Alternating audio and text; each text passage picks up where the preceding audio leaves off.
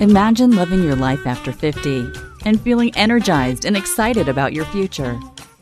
Welcome to the Women in the Middle podcast, the podcast for women who are ready to figure out what they want and create the life they deserve. Here's your host and master certified life coach, Susie Rosenstein.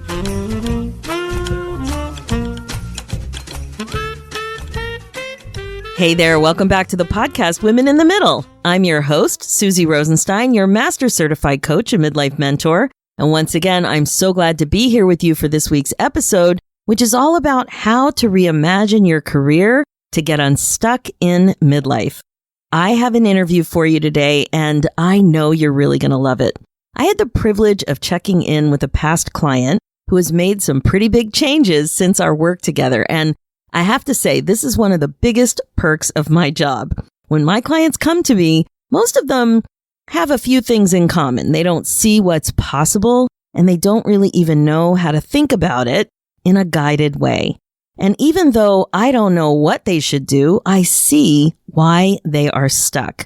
The way that they're thinking that is keeping them stuck is just really clear to me. So I totally see the possibility of movement. Moving forward. I don't know the exact GPS point that they're going to set, but I know it's possible for them to figure it out. This is also what happened to me when I was stuck. I couldn't see what was possible. I wanted some smart friend of mine to tell me what to do. And this is really why private coaching is so different than simply listening to a podcast or reading a great book. It's a real opportunity to give yourself the gift of getting help to go deep on a consistent basis and get feedback and coaching to get greater perspective on your thinking. I wish I would have known about coaching when I was so stuck for 5 years. You end up making a gradual shift in not only what you're thinking, but also your clarity, your confidence and courage, all of it. It's kind of like taking your power back. It's really life-changing work. Now, if you're interested in doing this kind of meaningful, deep coaching with me, grab your free Get Unstuck call and get your name into my calendar, please. Just go to www.talktosusie.com. You'll hear a lot more about how the process of coaching actually works to help you get unstuck and ready to move forward with all kinds of confidence today, too, with this interview with my past client, Dr. Laura Blaisdell. Laura is an amazing woman in the middle who felt stuck. She's a board-certified public health trained pediatrician who reached the pinnacle of her practice, but found herself wanting to do more. She watched her kids getting older too, and overall, she just wasn't as happy as she wanted to be. She knew that she could make a bigger impact too, but wasn't at all clear how. Through coaching and mindfulness work, Laura was able to grow forward and challenge herself in really significant and meaningful ways. She pivoted her career by asking herself a lot of hard questions and ultimately reimagining her skills and interests. She also took a close look at what she enjoyed about her advocacy work and her professional medical experiences and turned them into a successful consulting business with a focus and expertise in vaccine policy and camp medicine. Her unique path forward resulted in a beautiful blend of her love of medicine, public health, and people. I think you'll be able to apply a lot from Laura's experience to your own life, so please enjoy this interview. Hey, Laura, thank you so much for joining us today on the Women in the Middle podcast. Thanks, Susie, for having me. It's great to be back talking to you again. Oh my gosh, I was so excited to have you on because you have really gotten unstuck. And we're going to talk all about it because when we first met, you were a client and you were very stuck. So yeah.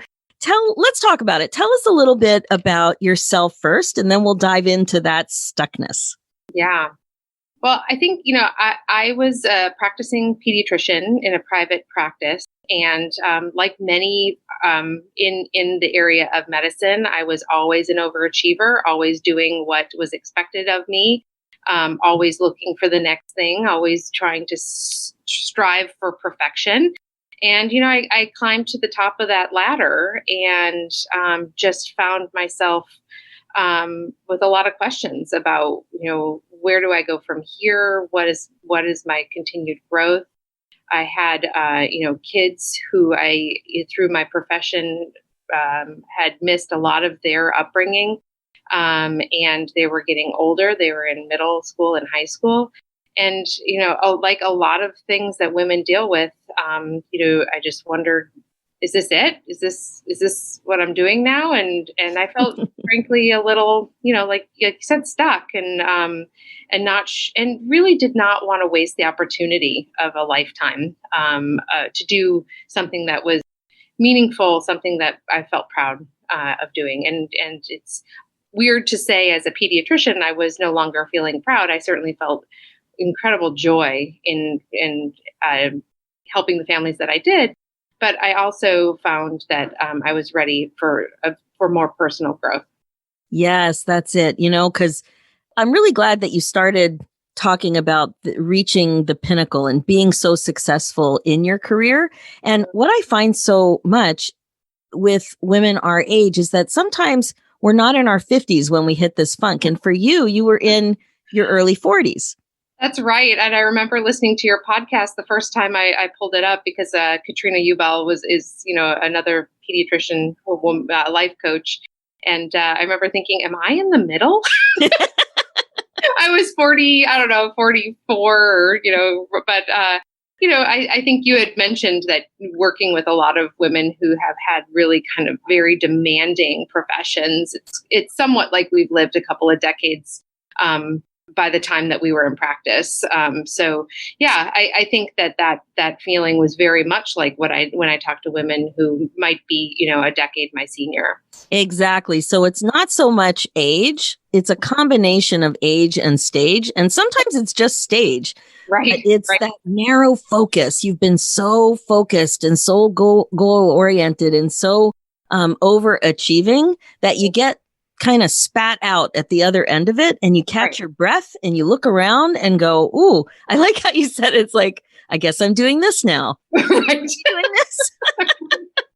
Right. It somehow felt chosen for me. And so much of medicine is that it's what's the next thing that I need to do to succeed and to be successful. And, it felt the lack of autonomy when I came out at the end and then all of a sudden realizing, is this what I chose to do? And I think that's where I decided to reach out to you to go through a really conserved process of thinking about it, because so many of us have dedicated so much time and education to get to where we are. And it behooves us to be mindful about how to move on and how to move through. I think it's amazing that you had that epiphany that you wanted to get some help. Like, I remember this exact moment, and it's kind of funny because I'm looking at you on Zoom right now and you're in a space that has paneling. And I'm just really remembering back to the moment that I had that same thought. And for me, it was like, I don't know what's happening. I'm not content anymore. Right. Like, I hadn't had that thought. I was content for the longest time, 15 years. Right. And then all of a sudden, I remember sitting in a space that looked very much like where you're at. And I was facing the phone, and I was just like, I had a pause and I had a pen in my hand. And I just thought to myself, geez, I don't even think I'm content anymore. What's happening? Right. Right. And when that thought comes, it tends to expand. Oh, yes. What you focus on does expand. I think Oprah taught us that. Now, what do you think helped you have that epiphany? How was that day different than any other day? Do you remember? Was it something you heard, or did something happen? Was there a wake-up call? Why were you open to it? I have a life partner who has really always challenged me, and when I mentioned to him that I was, feeling somewhat stuck, he said, "Of course you did. You've always been somebody who's going to grow." And so I think it was helpful to have a life partner who was, pushing me along. I think also, at that point, as a person who tends to be a leader, I found doors stopping me from doing leadership And I felt that the perspectives that others had of me in that work environment were so disparate from what I knew I was capable of, or what I wanted to do in my life. And so I was around small thinkers, and I am not a small thinker. And I felt rejected, and I felt held back. Of course, all these Midwestern guilt feelings of, well, you shouldn't think you're so big if for your britches that you should expect more. You got to put in your time, Blaisdell. So, and I think it was that being held back that just made me want to bust out, and just plus a partner who really encouraged me to do so. Yeah, and what's interesting is you weren't necessarily holding yourself back. Mm-hmm, mm-hmm. Right. So there's that feeling of not being in control, but not complete, like just slowly waking up to this idea that you're not in control, because when you're so self-directed, you feel in control for the longest time. Right. And then you weren't. Yeah. And when we first met, I remember, I was looking at jobs in healthcare leadership, and you said, well, why don't you go ahead and apply for a couple, and so I did. And I just felt, like, I don't want to do that, and so it really helped kind of crystallize that I was not headed in the right direction. And that's where I always thought that I would go. That's so interesting. A lot of times we don't know what we really think until we have a strong reaction. Mm-hmm. Yeah. Okay. So how did you know that you were in a midlife funk? What really helped you figure that out? I think perhaps the degree of online shopping I was doing. I felt like I kept trying things. Like I was like, oh, I think I'll get a new sweater. Oh, nope, that didn't make me feel better. Okay, I think I'm going to try to learn to play the ukulele. That didn't really make me feel better. I think I'm going to try a new fad diet. So I kept going through these sort of like machinations of myself, and finally it just dawned on me one day that I wasn't professionally satisfied, and I also didn't know what to make of my thought process. It was all over the place. It was very emotional, very reactive. And I just, when we first started talking and you introduced me to Brooke Castillo's podcast, and, which is the same school of thought that you life coach from, it just dawned on me that I needed to get control of my mind and my emotions, and stop. I don't know if it's Brooke or you who told me about the cart where the horses don't have anybody driving them. Your thoughts are just driving around your head, and I was being pulled by them as opposed to being constructive and directive with my life. And I think I got to this point in my life, and I just realized how valuable time is. When you see your kids grow up and you see, you've been doing a job for 15 years, it all of a sudden dawned on me that in 15 years I would be 60, and that I better start to figure it out. And so that's when I reached out to you. Oh my gosh. I love that you mentioned that, because so many of us haven't done that sort of work to see, oh, how old will I be in that many years? We just think, oh, I'll go that place. I'll go to that place in 5 years, or I want to do this trip while the kids are still young, or Right. I think I want to retire in about 10 years. But until we actually write it down and see, 15 years is 60. That's interesting. 15 years. It felt like it was much farther away than that. Correct. Or, I want to take this. It happened to me with the trips. I had these ideas of the kind of trips I wanted to take with the kids, but I was having these ideas when they were in high school. I'm like, uh-oh. Right. Exactly. Where'd that time go? Yeah. It is that sort of stopping and taking stock of where we are. And I think, working with you do sort of the retrospective. Where were you when you were 25? Where were you when you were 35? What sorts of things were consistent about the things you loved to do in your childhood and your youth? And, it's really a pivot point at that middle time where we are now, is how can I how can I cast forward those same things that I've always loved to do? And I think we put them aside, particularly, women who are working and women who are mothers and women who are have partners. We put so much aside of ourselves in order to balance all of the pieces. And it was time for me to reclaim, center stage in my life, and start to pay attention to who I was, because it was clear that me being unhappy didn't make for a great partner or a great mom. My kids say, when mom's not happy, nobody ain't happy. That's so true. I love that you use the word reclaim, because what I find is that when we do this kind of work, it really is about reclaiming. It's not that you never had it. Right. You think back to the way you were when you were all excited about your future in your early 20s, Yeah. You knew how to plan. You knew what lit you up. Yeah. Yeah.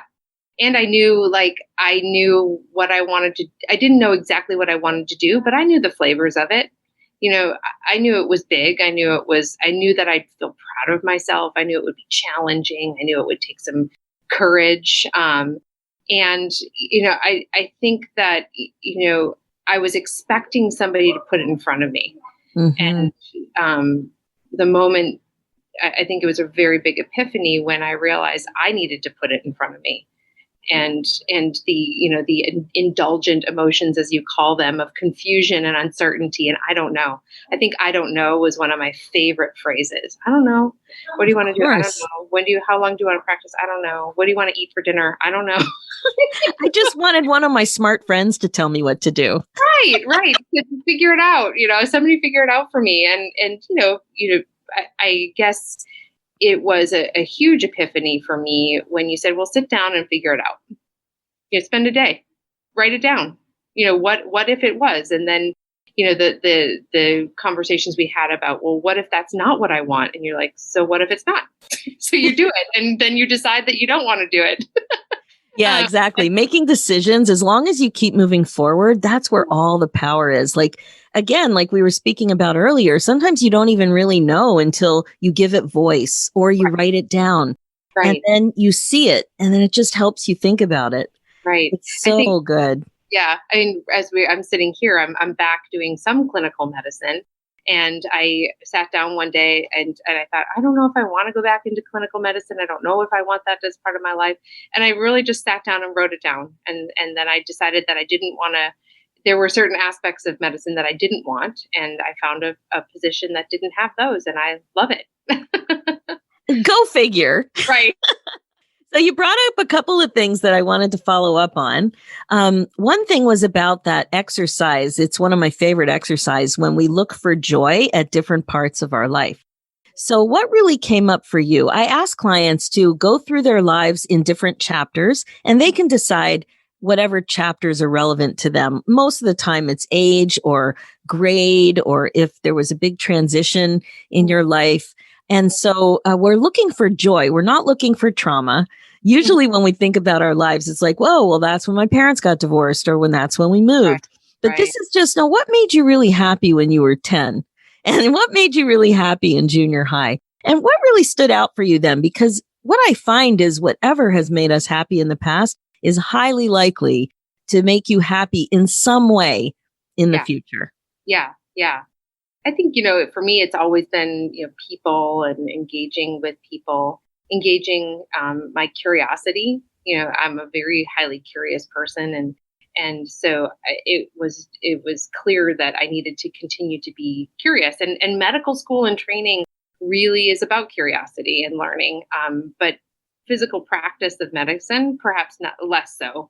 It continues to be some, but not as much. And so I think people, big complex projects, complex problems that require leadership and require somebody to help put the disparate parts together. I was always taking things apart and putting them back together, and always leading fun things and complex things. And it was that that complexity combined with people that has always been part of my passion. And science and math has always been part of that as well. So, I thought medicine would be that perfect mix. And, it got me to where I am. And I'm really grateful for that. And it provided a great foundation to where I've springboarded to. Right. But the system aspect of it, the big part of it, the complex part of it is what was missing. Yeah. Yeah. And the ability for me to do it my way, as unorthodox as it is, medicine continues to have some very hierarchical, paternalistic flavors to it. And the way that I work and think and interact isn't always coherent with those structures. And so, coming into projects that I could lead, and then coming into consulting, so thinking about, well, I not only lead the project, but what if I get paid for leading the project? Novel concept has just, really allowed me to blossom and do things the way that I thought they should be done. And it's turned out so far so good. That's amazing. And that really touches on the other thing that you identified, was that just responding to things isn't where it's at for you anymore, but creating is really what you needed. Yeah. So tell us what happened. So you had this clinical practice, you were stuck, and then what happened? Well, I think I thought, it'll be 3 years, 5 years, and I'll step down. And I think I started working with you in July, and by December, I left my practice. And, the same happened for one of my partners that I worked with as well. Once we realized, what was out there in front of us, we couldn't wait. And so I gave my leave, and I had 6 months in order turnaround time in order to leave. So by the following year, after meeting you, I had left my practice. And part of the struggle, and I think I can't remember which of your guests talked about, just leaving and not filling the space. Yes, her name was Rose. Yes. And so I thought that would be really good for me, this, kind of career-driven, outcomes-driven person, needing to figure out who she was in this new space, is just to leave time and space. And, you helped me look at that from a financial perspective, and my life partner helped support me so immensely in saying, yeah, just do nothing, do nothing.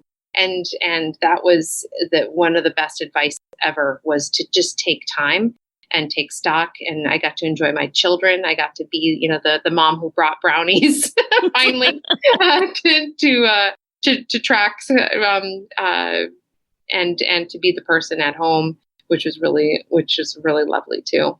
Yeah. So just to be clear, one of the things about coaching is that I don't tell you what to do. And as much as I dreamed about having somebody tell me what to do, nobody told me what to do either. But the gift is that it's a guided way to help you get greater perspective on your thinking. So you give yourself the space to think. And then you challenge yourself. So you don't just agree with yourself all the time. You start asking yourself why. Right. So when it comes to this idea of having quiet time that's unfilled space, obviously you were uncomfortable with it. So we got to look at why. What are you making it mean to have time that's not completely calendared? So tell us a little bit about what that experience was like, because you were squirming. Oh, I was very uncomfortable with not having, moments to moments filled. It was kind of like at the airport when you've been on the fast walk and you come off and you kind of are falling forward. And just I think I spent a couple of months falling forward, just not knowing which way was up. And, I would get up in my house and walk to a corner and be like, what am I doing? I don't know. I'm on my way to someplace. But I think that was the time where I really grabbed hold of my thought process. And did a lot of the journaling and the labeling of thoughts and emotions and outcomes. and really started training my brain to notice the thought process and to notice the judgment, the self-judgment or the anxiety that certain thoughts brought up. Why is it creating anxiety? Because I have self-doubt. Why do you have self-doubt?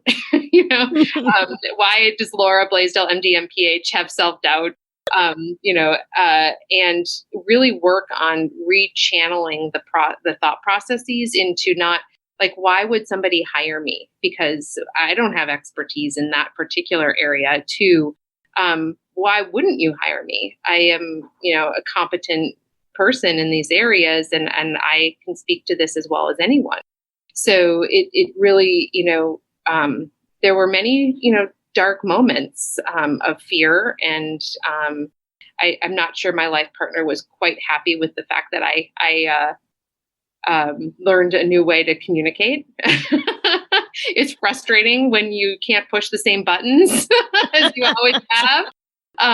But I found myself able to control my thoughts and my emotions in a way that put me into places that required those skills of controlling my thoughts and emotions, and really was the thing that allowed me to blossom past, where not, we talk about where I was in career, but where I was in my thought process, in who I thought I could be, who I thought I could become. All of that changed in that in those months where I sat still and really focused on, and you challenged, my some of my assumptions. What do you want to do? I don't know. Right. Well, why don't you figure it out? At least let's at least label some of the things you want to feel. When you are there, I want to feel proud.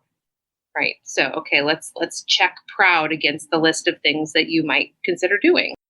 So I think that it was that's what I would call my chrysalis stage. I had to leave the frantic eating of leaves caterpillar stage to go into that sort of chrysalis and take stock. It's really a gift that you gave yourself, to press pause. It was. I wish that I could inspire other women who are listening to know that you're worth it, that there's really nothing more to life than appreciating who you are and enjoying your time, and making it your own. And that's one of the reasons I wanted to reach out and thank you. Oh my gosh. And really it's reclaiming. We're back to that word reclaiming. And it's because you honor yourself and you value yourself, and you recognized it was important to do because you were really not being the best person right that you could be without allowing yourself that pause. Yeah. And I think the other concept that I really loved working with you, Susie, is that you can like where you are and you can hate where you are, and you're the same person. Exactly. Right? You just have to like your reasons for staying or like your reasons for leaving. And that was a really big aha moment for me, was that, I think I actually did spend some time trying to like where I was. Like we spent some time talking about, what would have to change in order for you to feel like you're happy where you are. And that helped crystallize a lot of things for me. There are some things I decided to stay in because I just needed to change how I was responding to the situation, as opposed to changing the situation or the circumstance. Oh, that's exactly true. And so many of us think that we just need something to change to be happy. We Right. don't understand how responsible we are for our emotions. We don't get it until we get it. And then what you described as getting more control over your thoughts is that shift that happens during coaching. Yeah. Because when most of my clients come to me, just like you, it's like, I am so stuck. I don't even know what I'm thinking. Oh, there's a squirrel. I'm going to think that. I'm going to feel that. Oh, that squirrel's brown. Right. And it's just so, I always call it a chaotic blur, but that's how we live our lives for a good 15, 20, 25 years. Yeah. And then to pause, it is confusing. We are stuck. We don't know why we're stuck. We don't know what we're thinking. I had a coach working with me a couple of months ago, and she asked me a question, and I just stopped in my tracks and I went, I don't even know. She asked me what my ideal workday looked like. And I just went, Right. like, wow, that's a great question. I should have a dream about that. I should have an ideal workday in mind that's guiding me rather than just, oh, there's a squirrel. The squirrel shouldn't be guiding me. Yeah, a reactive workday, right? Absolutely. So that's really what was happening. And I love that you experienced that. What most of my clients have told me is they call it a shift. It's just that gradual shift of owning emotions and being able to watch thoughts. So when you kind of shift into that ability not to believe everything you think and you start watching your thoughts like a thought bubble, above your head, that's where all your power is. It's like, wow, that's interesting. Yeah. I'm so curious that I'm thinking that. Right. And the question I love to ask myself is, what are you making that mean?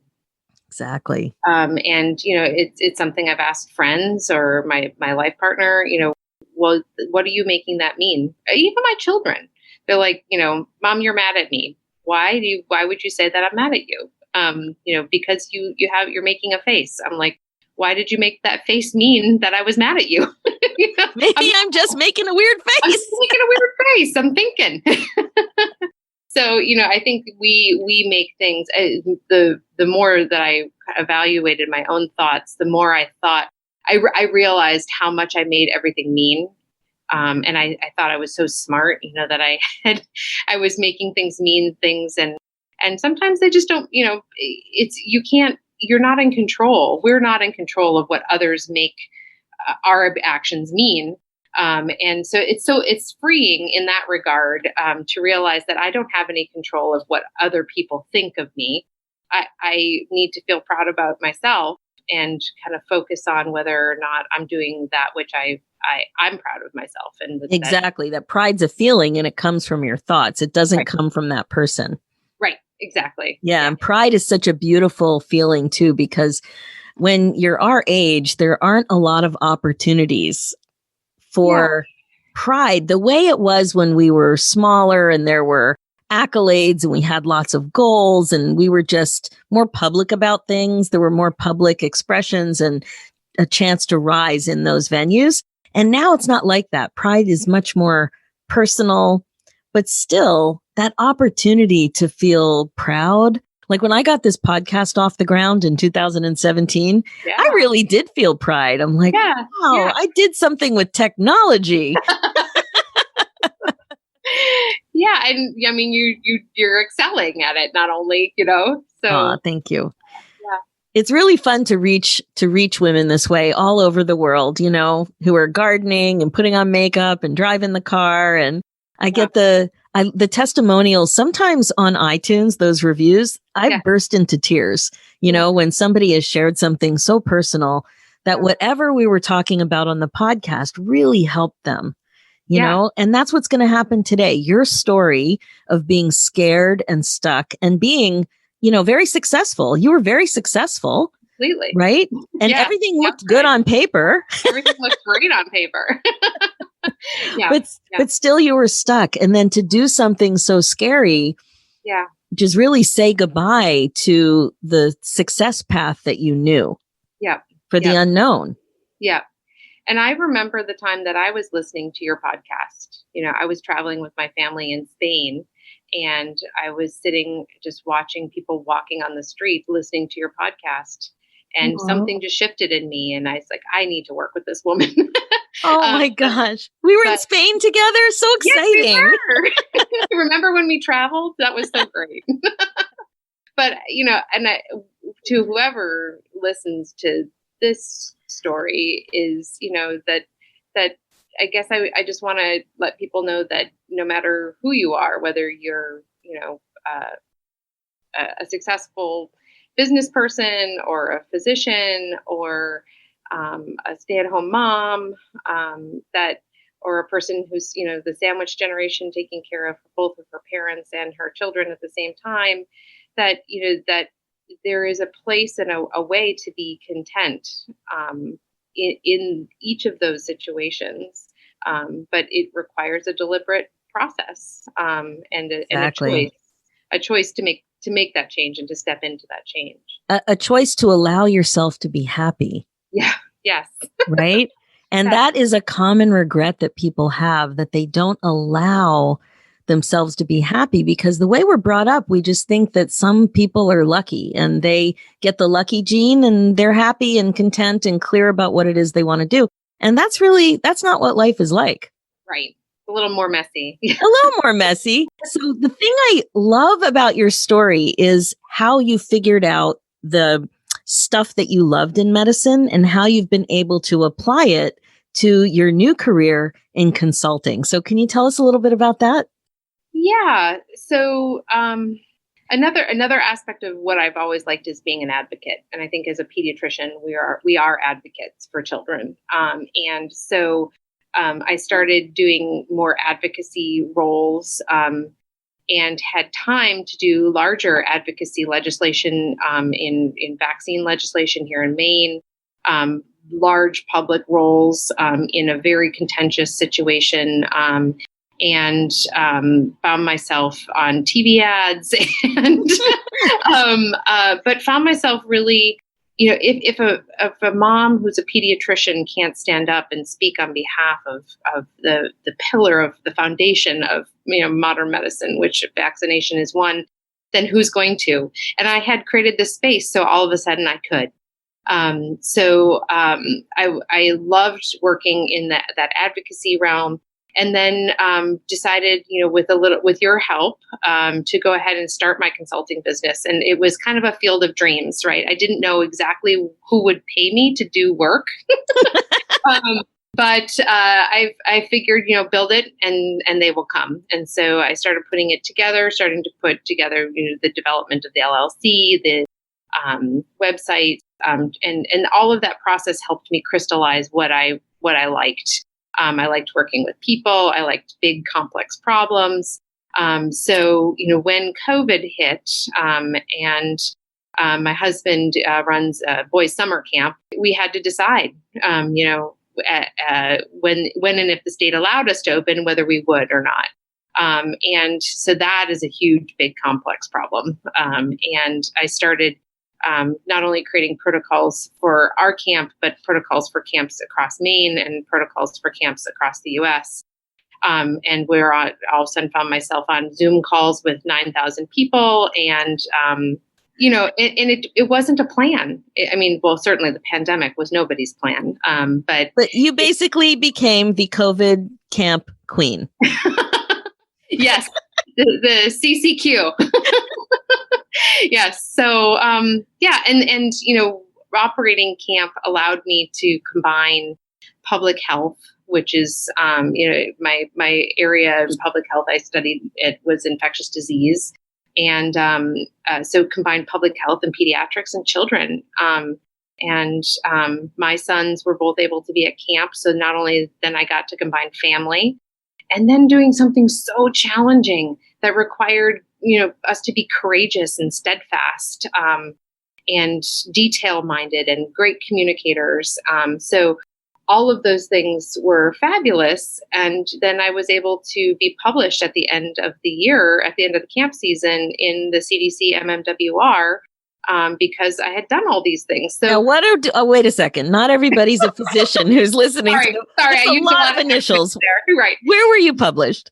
I was published. The Center for Disease Control has a weekly publication, and I published the success of 4 Maine summer camps in preventing and mitigating the spread of SARS-CoV-2 or COVID in the camp setting. So of course you did. Of course I did, right? But that's the sort of thing, and it doesn't, I say it, but it's the sort of thing I wanted to do and I always dreamed of doing. And so it doesn't matter that what it is. It's just that I had always wanted to be published in that journal. So, not just published, but you wouldn't have even seen this opportunity if you had your busy practice. Right. If life was the way it was, you wouldn't have seized the opportunity. You wouldn't have seen it. That's correct. I would have been head down, butt up, as my mom used to say. just working really hard and not looking at the horizon. And that's what this time and space has given me. And I think it gives a lot of people the opportunity to pick the gaze up and to look at the horizon and to say, yeah, I think I like to try that. Well, not just try it, but you made a massive contribution. Like, seriously, how many other people with your expertise have camp experience like you do? Your family runs a camp and you know all about policy and vaccine and infectious disease, and you're a pediatrician. Like, come on. I know. I had a resident say, "Did you always know? Were you training for this moment?" I just laughed. I said, "No, no." Oh my God. No, seriously, it's unbelievable what happened, but it's so obvious that you were there to help in this moment. Yeah. And, Susie, having left medicine just before COVID hit, there were a couple of weeks where I felt really sad that I was not on the front lines with my comrades. They were, my previous business was shut down because their primary care. They were struggling. They were on the front lines, and I had to figure out how I would contribute, and so from that grief of leave and guilt of leaving my practice right before a pandemic, that's, again, controlling the thought process, understanding what that guilt and that grief is, and that it was that I wanted to make a contribution alongside other medical providers that was meaningful. That's what drove me into, thinking about saying yes to the certain things that I did say yes to. And I did that by saying no to clinical practice. Wow. Yeah. I mean, that is such huge insight. And, I did an episode recently about the cost of staying stuck. And I think this illustrates it beautifully, that the cost, if you wouldn't have gotten over yourself, and I say that with love and respect, right? The love and respect itself. The cost would have been the contribution you've made to the camp community. Thousands and thousands of kids. I mean, you probably know. And now there's policy to help people stay safe. I mean, the cost of you staying in that place, and this is only one area, but there are going to be more because you're so committed to making a contribution. And now you're freed up to start being creative and to contribute that way. Yeah. It's really, it's astounding, the process. I guess when I started this process, I thought, yeah, we'll give it a try. We'll see what happens. There's not a degree at the end of this. There's not a class I can take. There's no mastery course that I can, get an A+ in. Oh my gosh, I'm so glad you're sharing that, because you're right. This is just for you. Right. This is just for you and the world, though, right? Yeah. Because of what you can do once you manage your mind better. Yes, definitely. And it's accessible to all of us if we make the space and time. That's it. Exactly. So, Dr. Blaisdell, what advice would you give? I always think calling Dr. Blaisdell, paging, like the old days with pagers.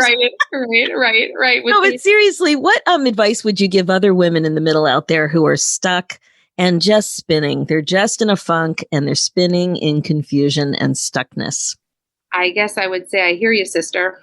Yeah. There are so many of us. And when we walk around the grocery store, there's so many of us who are stuck, and we look like we got it going on. We have our list, we're checking off things. But there are many of us who are stuck in small and large ways. And I guess I would just say, don't waste a moment of your life being stuck. It takes a while of being in that spot before it's uncomfortable enough to move. And so I wouldn't, I don't say that there's a time or a process, but when we do realize that we're stuck and we're ready to move, don't wait, do it immediately. Because who knows what's out there for you. And I can only share with my experience that the Laura who came out after the stuckness is so much who I want to be and where I want to be. And it'll probably need to happen again. There'll be another stuckness and another growth. But now I know how to do it and how to move through it with grace and a little bit more ease. Oh, yeah. More ease, less fear. And it's not that there's not fear. But fear won't kill you, right? Just another emotion. Yeah. Yes, you can feel the fear and do it anyway. And you start to think of fear as less fearful, like you're just less scared of fear. Right. And actually, it becomes something that I often seek out. I look for that emotion, and because fear can be I think you asked me, like, who are you jealous of? And I thought that was a great question. But like that, like, why am I fearful? Like, because fear is such a deep emotion that it should tell you a lot about what it is that, certainly there's fear of heights and things like that, but it's to protect us, right? But in this world where we don't need that physical protection, but in our emotional world and in our professional world where we don't necessarily need that emotional, that protection, physical protection, fear can be such an interesting thing to push into and understand, because it helps label the things that might be holding us back. Exactly. And there's no growth without discomfort and fear. Like, if you're stagnant, you're feeling safe and comfortable. Yeah. But if you want to grow, you're doing new things. So of course you're going to be a little uncomfortable. It's new thing. Yeah. I mean, you couldn't even be in a quiet space. I've had some clients tell me they can't even read a book. Right. Like, it's just so hard. It feels so indulgent to just be still and think. Yep. And sometimes it's the perfect thing. It's the only thing that's required to fuel the growth that you're so desperate for. You're so hungry for. Yeah. The truth is that now, with being so busy again, I'm finding that I need to check myself once again. And coming and having this time with you has been such a gift, because it reminds me that, once again, I'm having trouble sitting, and I'm having trouble. It's been a long time since I've thought about my thoughts and my thought process. And so it's a good reminder that we all need to recommit to doing that sort of those processes on a regular basis. Oh yeah. Like, honestly, when I met with that coach and she asked me about my ideal day, that was a wake up call to me too. I'm like, why don't I even have a thought about what my ideal day would look like? Right. That's a good, I think that might be what I journal about tonight. Awesome. I think it's an excellent one. Awesome. Well, thank you so much for sharing today. Is there anything that you want to promote, or how can people get a hold of you? I think the best way is to send me an email through my website. Luckily, www.laurablaisdell.com was not taken when I decided to do my consulting business. Awesome. And also, are people able to contact you about camp issues like this too?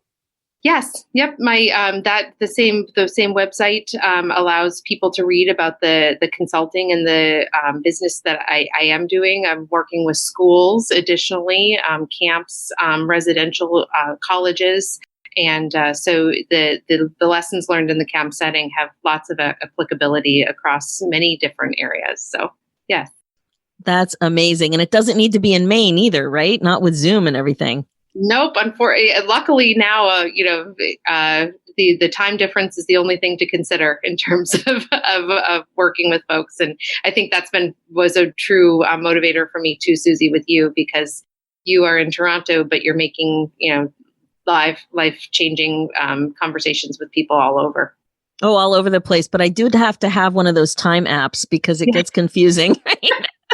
Exactly. I still can't convert to Pacific time from East time. No, it's too challenging. Well, thank you so much, Laura. What a delight. And it's always so much fun to check back with clients to see about all the amazing things that they're doing and insights and continued growth.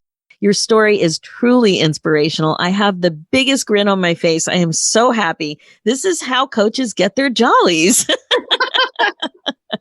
Seriously, I was happy to be along for the ride, but you did such amazing work. And I can see that there's still such ripple effects for the continued insights that you have and just the way you're able to contribute now that you've unleashed yourself and unstuck yourself. It's so much fun. So thank you so much. I wish you all the best. Thank you for challenging me, Susie.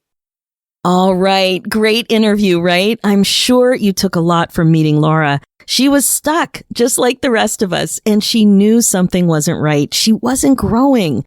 She knew she wanted to make a different kind of an impact, but wasn't sure how. Little did she know that she was already on her path, that everything she had done before was guiding her forward to contribute in a pretty unique way. I mean, really. She didn't know that becoming the COVID camp queen was a royal title just waiting for her to accept. Who could figure that out? My goodness, she just couldn't see it. There wasn't the obvious, clear kind of path that she was used to, and nobody knew what was going to happen with the pandemic. It's such a common experience, and really one of the most important insights I've had since launching this podcast and meeting so many amazing women in the middle. You're already on the path. When you think about pivoting and having a second career, it feels so separate and you think it has to be so different. But more times than not, at least from what I see, time and time again, it's really a reimagining that's the next step to help you continue to move forward. As Laura said, pick up the gaze, look at the horizon. Your experiences up to this date count more than you know, and definitely give yourself more time to think and to be. The downtime is part of the path forward, even though it doesn't often feel like it. I find that really comforting, don't you? You don't have to have all of the answers to keep moving forward. Okay, that's it for this episode. As you know, my focus as a midlife coach is to help you waste less time spinning and feeling stuck. Stuck about aging, about empty nest, about relationships, about your career, about being compassionate to yourself, about all of it. It's time to get excited about your life again, my friend. So remember, being the queen of your brain domain is the best way to be, and I'm here to help. When you hire me as your private coach, you are not going to believe what's possible in your life and the transformation that you will be ready to make. I know you might not think you really need help like this, and that if you just listen to the perfect podcast episode, you'll have the answers you need. And I would say that if you're on the fence about working with me, just go ahead and book the call. Let's talk. There are different ways to experience change and growth, and one way is what you're experiencing right now. Another way is with coaching. I can help you grow faster. You'll see the connections and insights more clearly, and we're going to laugh a lot too, because learning to be more curious is fun. And learning to be more compassionate with yourself is life-changing. It is so good, and it's a beautiful gift to give yourself. So head over to www.talktosusie.com and book your free Get Unstuck call there. For show notes and links, head over to www.coachwithsusie.com.